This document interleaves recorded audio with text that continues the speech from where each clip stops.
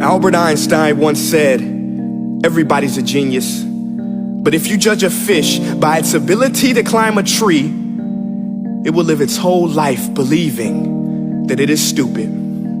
Ladies and gentlemen of the jury, today on trial we have modern day schooling. Glad you could come. Not only does he make fish climb trees, but also makes them climb down and do a 10-mile run. Tell me, school, are you proud of the things you've done?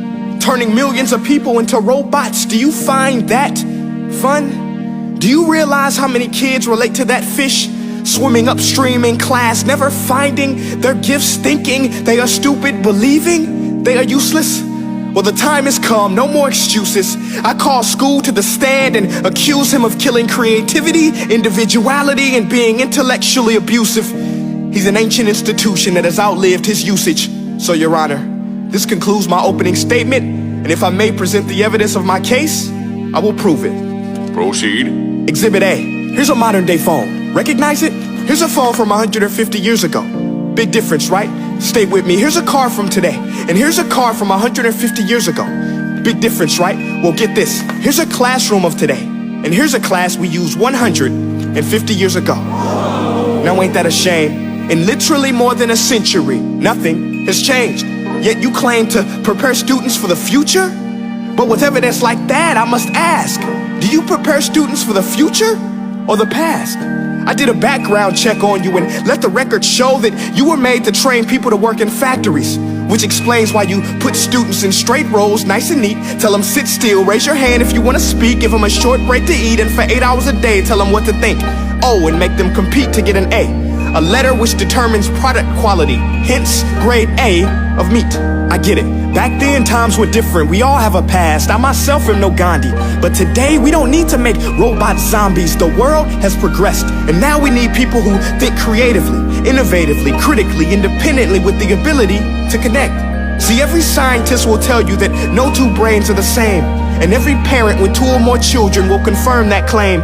So please explain why you treat students like cookie cutter frames or snapback hats, giving them this one-size-fits-all crap. Watch your language. Sorry, Your Honor, but if a doctor prescribed the exact same medicine to all of his patients, the results will be tragic. So many people would get sick, yet when it comes to school, this is exactly what happens, this educational malpractice, where one teacher stands in front of 20 kids, each one having different strengths, different needs, different gifts, different dreams, and you teach the same thing the same way?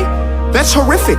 Ladies and gentlemen, the defendant should not be acquitted. This may be one of the worst criminal offenses ever to be committed. And let's mention the way you treat your employees. Objection. Overruled. I want to hear this. It's a shame. I mean, teachers have the most important job on the planet, yet they're underpaid? No wonder so many students are short-changed. Let's be honest, teachers should earn just as much as doctors, because a doctor can do heart surgery and save the life of a kid, but a great teacher can reach the heart of that kid and allow him to truly live. See, teachers are heroes that often get blamed, but they're not the problem. They work in a system without many options or rights. Curriculums are created by policymakers, most of which have never taught a day in their life. Just obsessed with standardized tests. They think bubbling in a multiple choice question will determine success. That's outlandish. In fact, these tests are too cruel to be used and should be abandoned, but don't take my word for it. Take Frederick J. Kelly, the man who invented standardized testing, who said, and I quote, "These tests are too cruel to be used and should be abandoned." Ladies and gentlemen of the jury, if we continue down this road, the results will be lethal. I don't have much faith in school, but I do have faith in people. And if we can customize healthcare, cars, and Facebook pages, then it is our duty to do the same for education, to upgrade it, change it, do away with school spirit, because that's useless. Unless we're working to bring the spirit out of each and every student, that should be our task. No more Common Core. Instead, let's reach the core of every heart in every class. Sure, math is important, but no more than art or dance. Let's give every gift an equal chance. I know this sounds like a dream, but countries like Finland are doing impressive things. They have shorter school days, teachers make a decent wage, homework is non-existent, and they focus on collaboration instead of competition. But here's the kicker, boys and girls. Their educational system outperforms every other country in the world.